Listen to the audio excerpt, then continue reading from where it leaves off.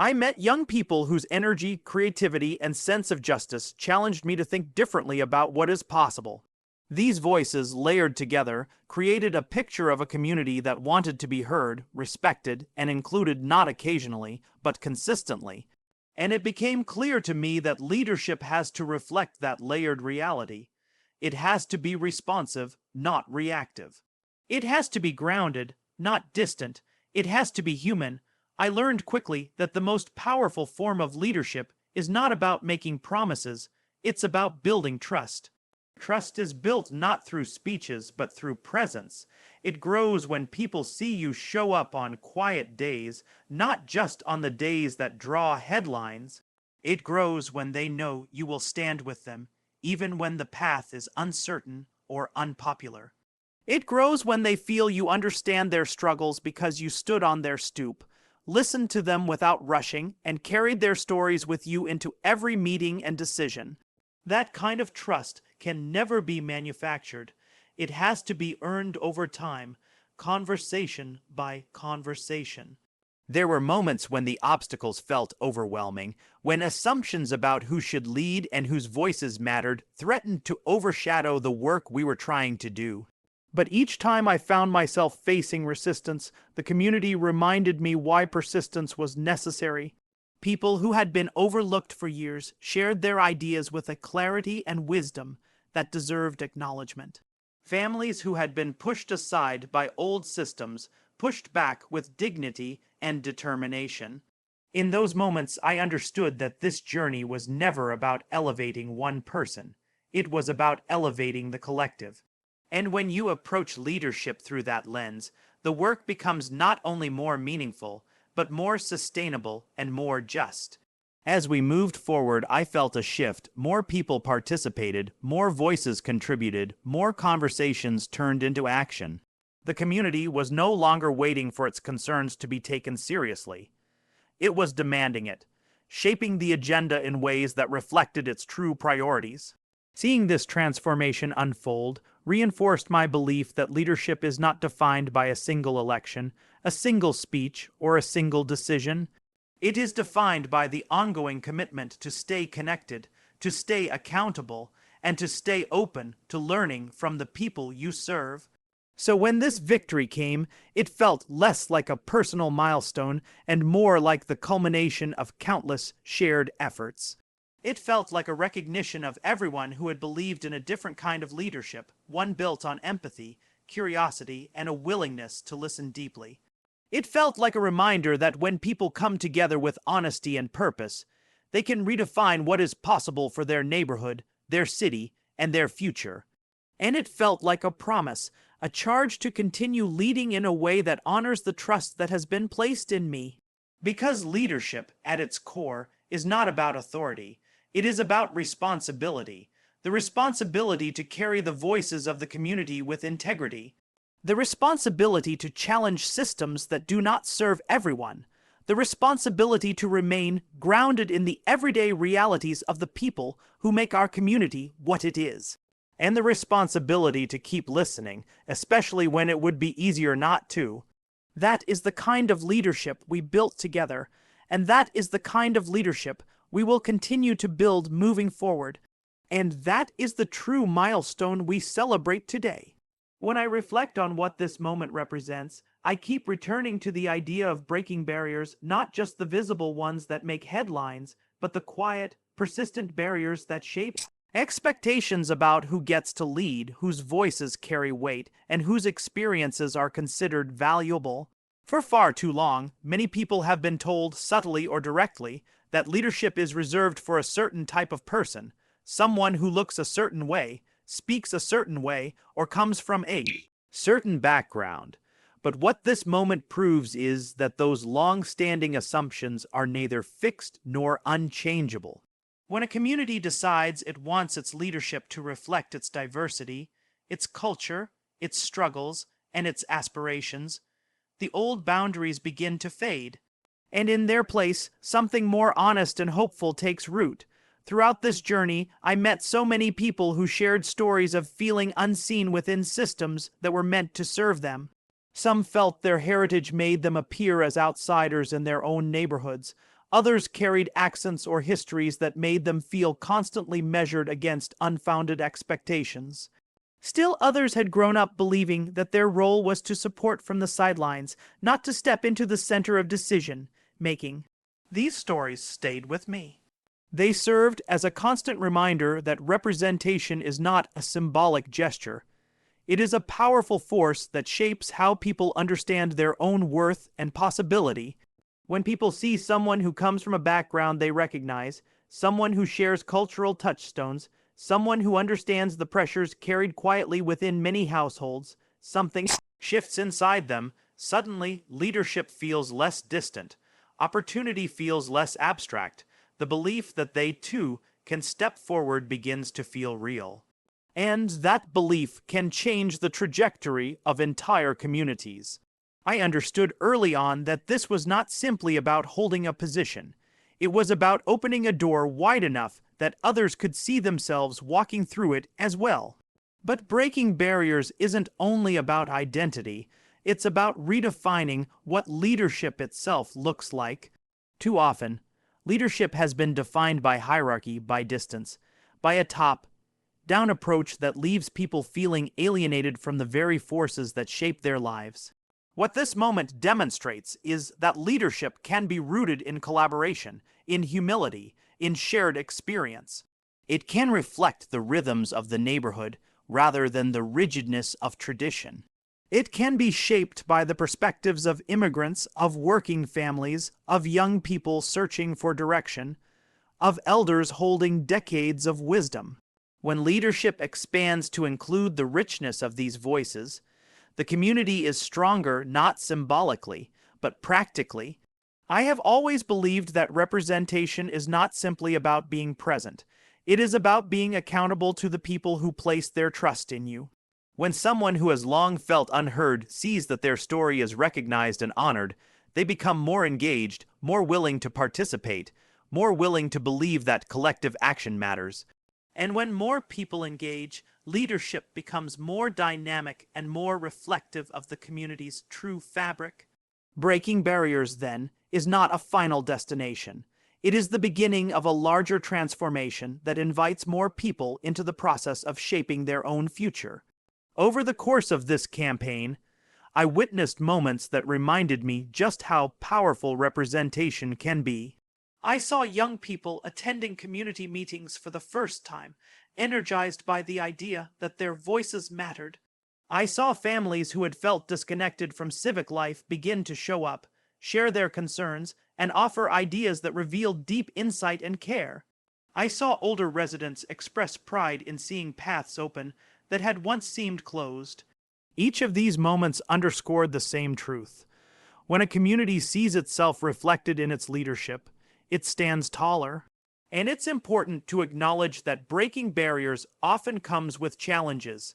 There were moments when it felt like expectations, both those placed on me and those carried by the community, were heavy. Moments when pushback made it clear that not everyone was ready for change. Moments when the weight of being the first in certain spaces felt isolating. But even in those moments, I remembered that the purpose of breaking barriers is not to make a solitary journey. It is to clear the way for many others. Every challenge faced today becomes the story that encourages someone else tomorrow. What we celebrate now is not just the reshaping of representation, but the reshaping of possibility. It tells every young person watching, every family wondering where they fit into the civic landscape, every neighbor who has ever questioned whether their identity limited their role in shaping their community, that the door is open, their voice matters, their experience matters, their future in leadership is not a distant dream, it is within reach. This victory is more than a milestone. It is proof that when a community chooses to redefine what leadership can look like, nothing is out of reach.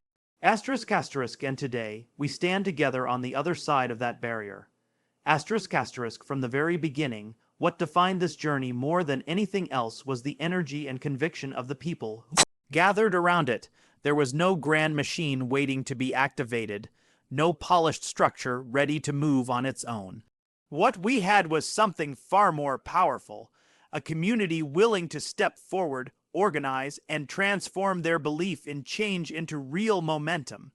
Every step we took grew from that spirit. I saw neighbors reaching out to neighbors, friends bringing friends, families talking around kitchen tables about what they hoped to see in their community. That kind of engagement doesn't come from strategy. It comes from the shared understanding that change is something we build together, not something delivered to us from afar. I remember moments when volunteers, some stepping into civic life for the very first time, showed up filled with a sense of purpose. Many started out unsure of what to do or how to help. Yet by the end of a single afternoon, they became some of the strongest voices in the movement. I watched people who had never knocked on a door before gather the courage to speak with strangers, guided by a desire to make sure others were heard. I watched young people put in hours after school, energized by the idea that their actions could shape the future of a place they cared deeply about.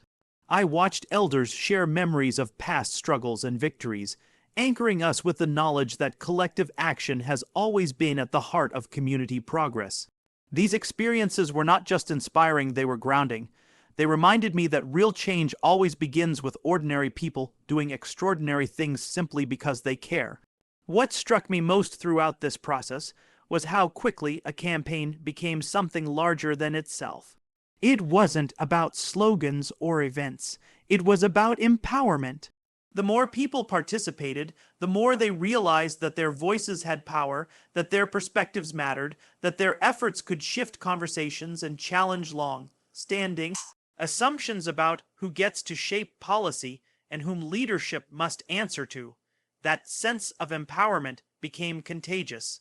It reached people who had felt sidelined by political systems, people who had been told their concerns were too small or their ideas too ambitious.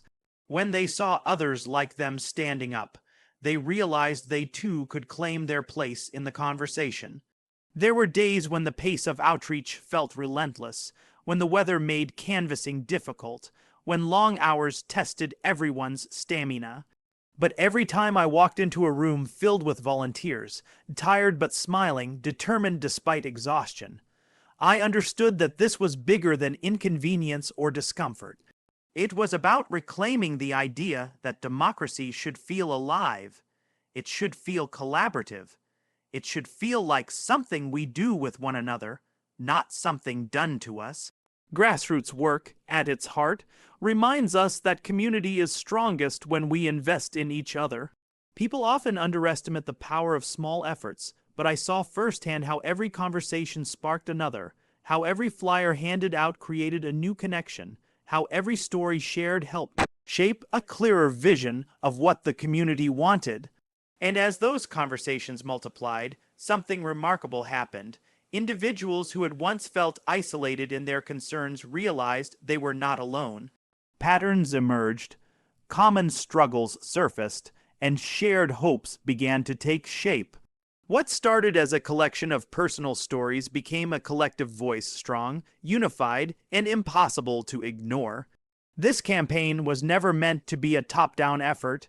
It was designed to grow outward, fueled by the lived experiences of the people who make this community what it is. The grassroots wasn't a strategy, it was the foundation. It reminded us that leadership must be accountable to the people it represents, that policies must reflect the realities of those who live them, and that lasting change requires more than votes. It requires active participation, and the most powerful part of that realization is that it doesn't end after a single victory. The networks formed, the conversations begun, the confidence built, these things endure. They shape the way a community continues to interact with its own future.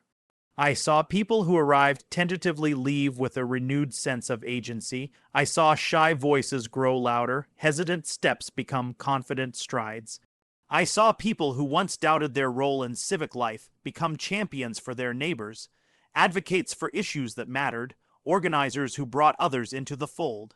That transformation is what grassroots empowerment is truly about. It turns witnesses into participants and participants into leaders. And once that shift happens, it becomes impossible to return to a place of silence or disengagement.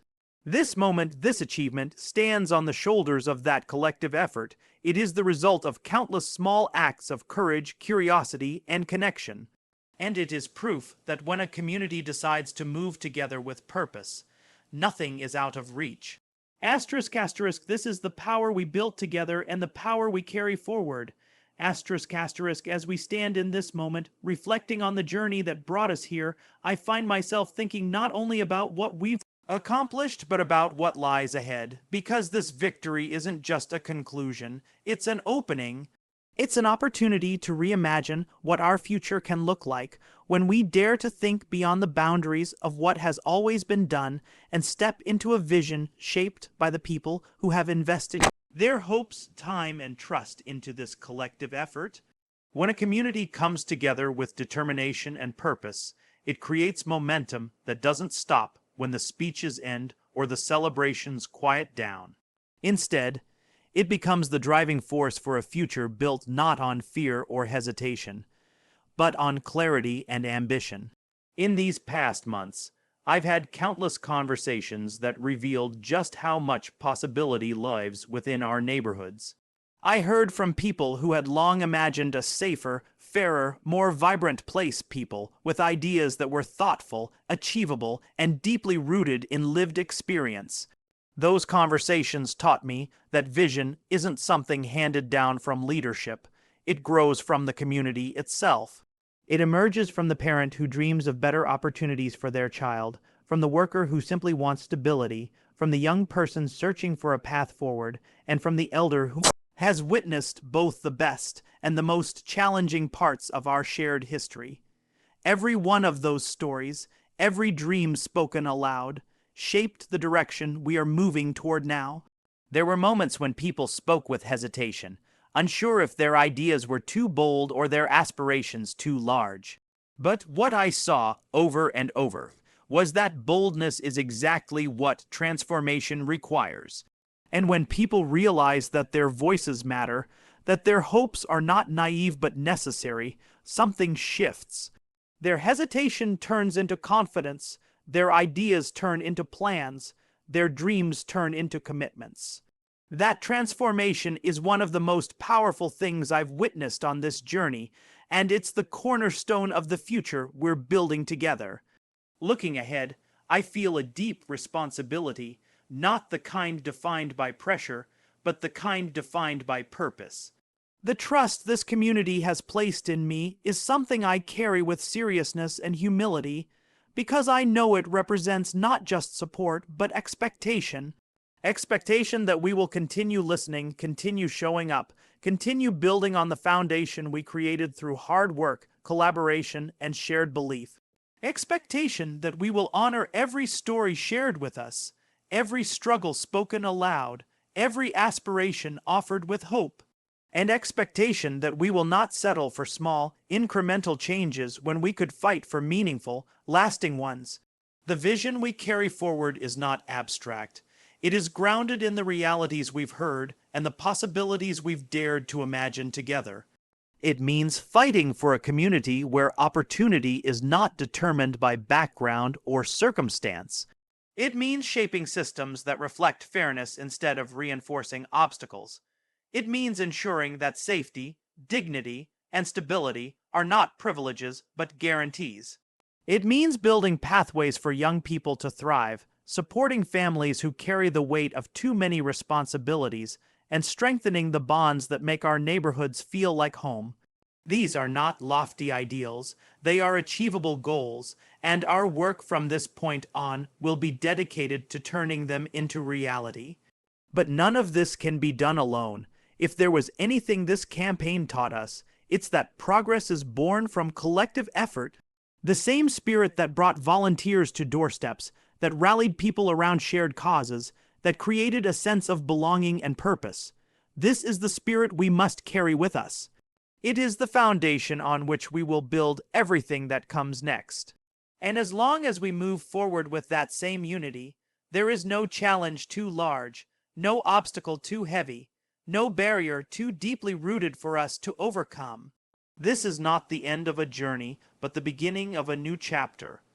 One defined by the courage to dream, the strength to act, and the conviction that a better future is not just possible, but within reach. And as we step into that future, I do so with gratitude, determination, and an unshakable belief in what we can achieve together.